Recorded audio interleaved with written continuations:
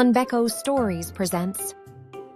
In the vast blue sky and under the leafy green trees, birds live their lives in their own special way. Some fly high above the clouds, some sing softly in the morning light, and some stay close to the place they call home. Today, let's explore the world of birds. Our little feathered friends who teach us about freedom, hard work, and the beauty of nature.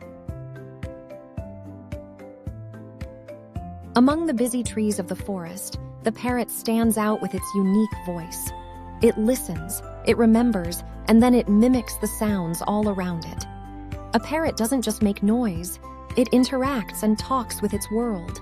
Hopping from one branch to another, its cleverness makes the forest feel alive. From its sharp ears and bright voice, the parrot teaches us that learning often starts with truly listening.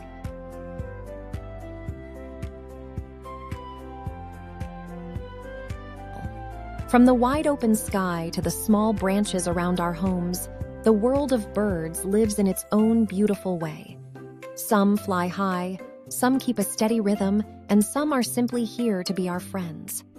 In all this variety, we learn that every living thing has its own role and its own beauty. Anbeco Stories, helping children explore the world with a peaceful heart.